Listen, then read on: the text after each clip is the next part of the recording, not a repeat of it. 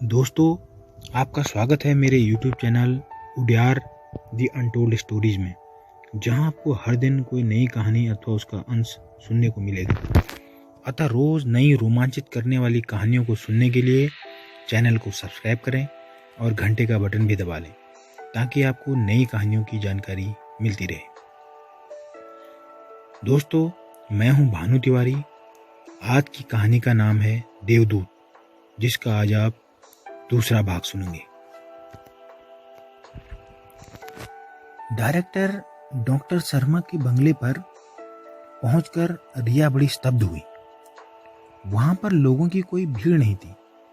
वह सोचने लगी, कहीं हम पार्टी में जल्दी तो नहीं आ गए, या डायरेक्टर सर ने कोई गलत दिन तो नहीं बताया। तभी डायरेक्टर सर अंदर से आते हुए दिखे। उन्होंने बड़ी गर्मजोशी के साथ उनका स्वागत किया।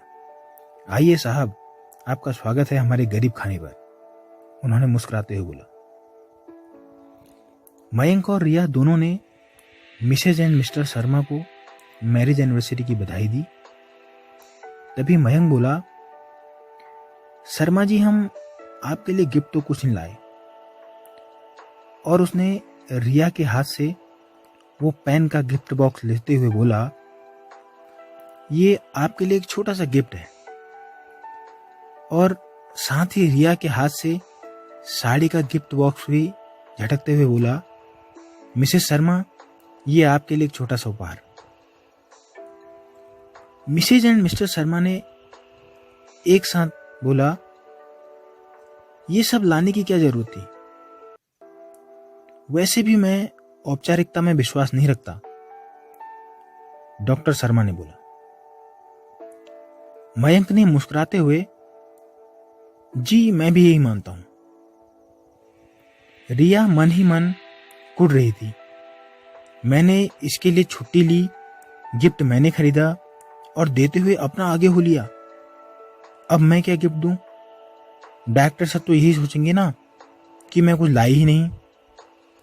उसके बाद रिया ने डायरेक्टर सर से पूछा, सर और कोई मेहमान दिख नहीं रहे, हम क्या जल्दी आ गए? डायरेक्टर, नहीं, आप सही वक्त पर आए हैं। दरअसल मैंने आप लोगों के अलावा किसी को बुलाया ही नहीं है। मैं ये सब सादगी से ही मनाता हूं। मयंक बोला, हाँ, ये सब सादगी से ही अच्छा लगता है। क्यों अपने किसी खास दिन में औरों को डिस्टर्ब करने के लिए बुलाओ। वैसे हम लोग भी आपको ज्यादा देर डिस्टर्ब नहीं करेंगे। नहीं, आपके आने से तो हमारा दिन और खास हो गया। डिस्टर्ब कैसा? डॉक्टर शर्मा ने मुस्कुराते हुए कहा। वो लोग काफी देर तक बात करते रहे। फिर मिसेस शर्मा बोली, खाना तैयार है, आओ, खाना ठंडा हो जाएगा। यदि ऐसे ही बात करते रहे तो इनकी तो बातें ही खत्म नहीं होती।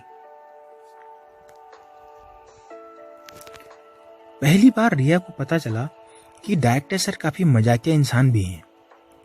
अब उसे ये समझ नहीं आ रहा था कि यहां पर ऑफिशियल बात कैसे की जाए, कि मुझे डे टाइम शिफ्ट में काम करना है, प्लीज हेल्प मी। ऑकवर्ड लगेगा, और वो कह नहीं पाई।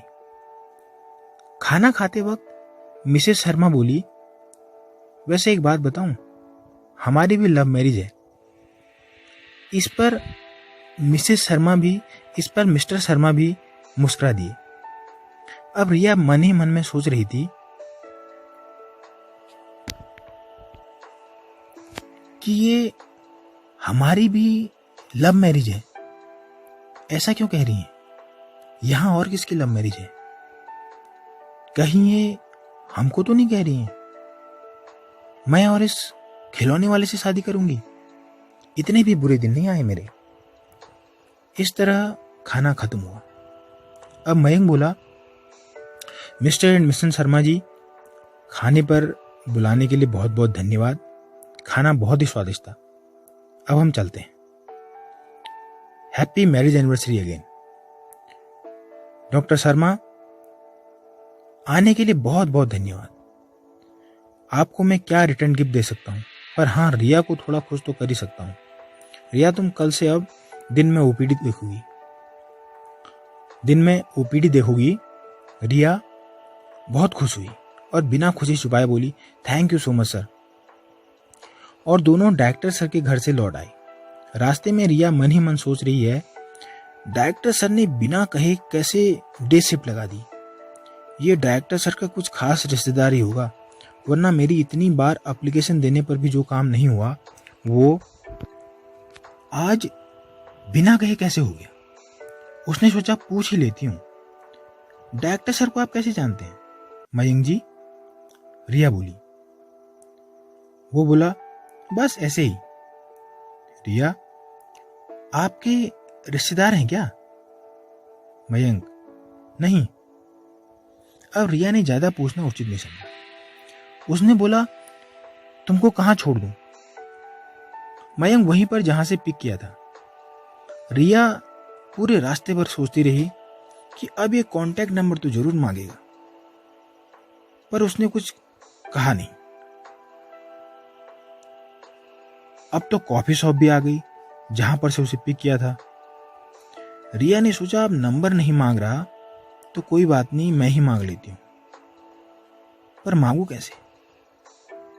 कोई काम पड़ गया अगर डायरेक्टर सर थे तो काम निकलवाने के लिए तुरुप का इक्का तो काम आएगा ही। तभी उसे एक उपाय सूझा। उसने बोला, तुम्हें कल भी तो वैक्सीन की दूसरी डोज लगनी है ना, लो मेरा कांटेक्ट नंबर ले लो। उसने अपना कांटेक्ट नंबर बताया। मयंक ने नंबर मोबाइल में सेव करके वापस फोन जेब में रख दिया। तो रिया बोली, मिस कॉल तो करो, मुझे कैसे पता लगेगा तुम कॉल कर रही हो? मुझे कैसे पता लगेगा कि तुम कॉल कर रहे हो? मुझे काफी सारे पेशेंट भी कॉल करते रहते हैं, तो मैं सबका नंबर ऐसे उठाती नहीं हूं। मयंक ने मिस कॉल कर दी। रिया ने नंबर सेव किया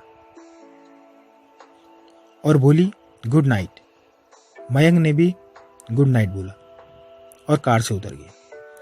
अगले दिन रिया दिन भर उसके कॉल का इंतजार करती रही। कई बार अपना मोबाइल फोन भी देखा पर मयंक का कॉल नहीं आया। रात को घर लौटने के बाद रिया ने अपने घर में खुशी से बताया कि मम्मी, आज मैंने ड्यूटी बोर्ड पर देख लिया, अब कल से मुझे दिन में ही हॉस्पिटल जाना होगा। रिया की मम्मी ने पूछा, पर यह हुआ कैसे? रिया, पता नहीं, पर हुआ चमत्कार ही। मेरा डॉगी मेरे लिए बहुत लकी है, इसकी वजह से ही हुआ। मम्मी ने कहा, कैसे? रिया, वो छोड़ो, मैं आपको कभी बाद में बताऊंगी। मुझे भूख लगी है, कुछ खाने को दो ना। रात को अपने बेडरूम में रिया सोने से पहले सोच रही है कि वो आया क्यों नहीं होगा, फोन करूं कि नहीं। फिर उसने सुक्तावश फोन कर ही लिया। हेलो, आप आज आए क्यों नहीं? एक वैक्सीन लगाने से कुछ नहीं होता। एक वैक्सीन लगाने से कुछ नहीं होता, पूरी लगानी पड़ती है। रिया ने डांटते हुए स्वर में बोला, मयंक, तुम ही ने तो बोला कि वैक्सीन लगाने की कोई जरूरत नहीं, तुम्हारे कुत्ते को वैक्सीन लगी है। रिया, वो तो मैंने पहले दिन ही बोला था, फिर एक क्यों लगाई? वैसे मैंने झूठ बोला था, हमारे कुत्ते को कोई वैक्सीन नहीं लगी। रिया हंस दी। मयंक, मुझे पहले से ही पता था कि तुम शकल से झूठी लगती हो। मैंने वैक्सीन लगा ली है। रिया, शट अप, मैं मजाक कर रही थी। तुम आए क्यों नहीं? कहां से लगाई वैक्सीन? मयंक, वो किसी काम में बिजी था इसलिए नहीं आ पाया। कल मिलो, कल मैं फ्री हूं। रिया, अब कल क्या है? मैं तो वैक्सीन के लिए पूछ रही थी, क्यों नहीं आए? कल मिलकर क्या करोगे? रिया ने उत्सुकतावश पूछा। करना तो कुछ नहीं है, बस तुम्हारी एक कॉफी उधार है। कल मिलोगी, कॉफी पियेंगे और उधार चुकता। मयंक हंसते हुए बोला, अगर कॉफी पर ही ले जाना था तो खुद कॉल क्यों नहीं किया? वैसे मेरे पास कल टाइम नहीं है, फिर कभी चलेंगे, रिया बोली। मयंक, ठीक है, जैसा तुम कहो। रिया, चलो मैं अभी रखती हूं, good night. Mayank, good night. इसके बाद रिया ने सोचा 1-2 दिन के बाद कॉल करेगा तो फिर चली जाऊंगी। पहली बार मैं कॉफी पर चली जाऊं, क्या इतना आसान समझा है?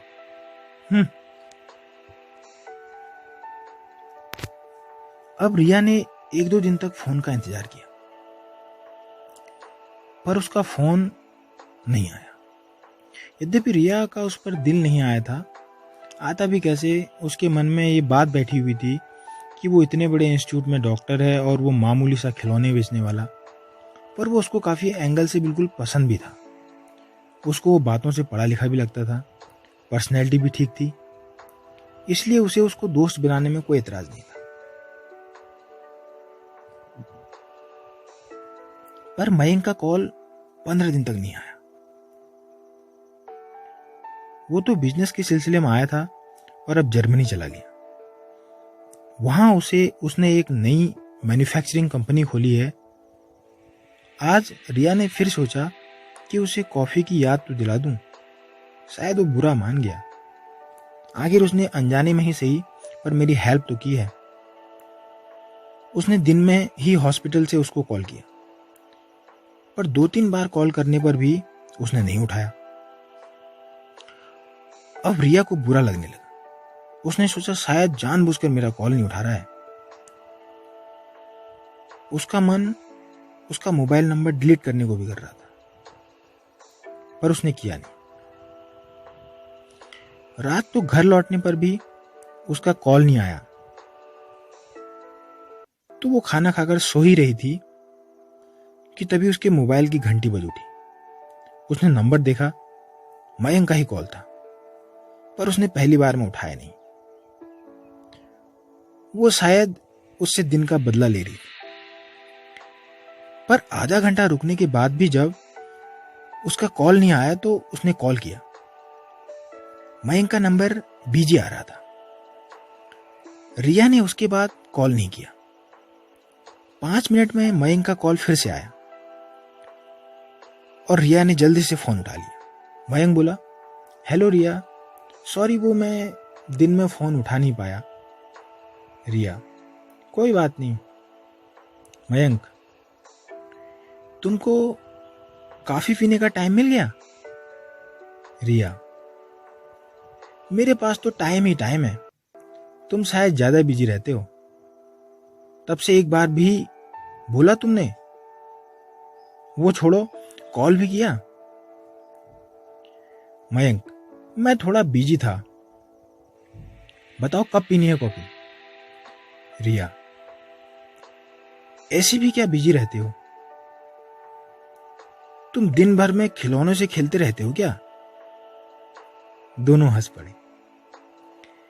मयंक बोला, चलो परसों को मिलता हूं मैं तुम्हें शाम 7 बजे। कहां पर मिलोगी? रिया बोली, मयंक, मैं तुम्हें कॉल करके बता दूंगा। मयंक ने अपने पीए से बोला, परसों का इंडिया का शेड्यूल रखो और रिया को फोन करना है, यह भी याद दिलाना। ओके सर, पीए बोला। मयंक को एक और मीटिंग किसी और शहर में लेनी थी, तो वह उसकी तैयारी में लग गया। मयंक की टोटल वेल्थ काफी तेजी से बढ़ रही है और अगर यही गति रही तो कुछ ही सालों में वह दुनिया के सबसे अमीर लोगों की सूची में नंबर 1 पर होगा। पर जब भी वह नॉन बिजनेस टूर पर होता है तो कोई उसे पहचान नहीं सकता। वो इतनी सादगी से रहता है, आम आदमी से कपड़े पहनता, पब्लिक ट्रांसपोर्ट का उपयोग करता, कोई असिस्टेंट अपने साथ नहीं रखता या कोई सिक्योरिटी गार्ड।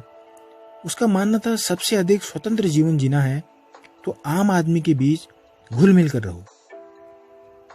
आज वह भारत वापस आ रहा है। उसके विमान जैसे ही लैंड हुआ, पीए ने बोला, सर आपको रिया को कॉल करना है। मयंक, हाँ मुझे याद है। उसने रिया को फोन किया। हेलो रिया, कैसी हो? बताओ, मैं फ्री हूं, कहाँ मिलना है?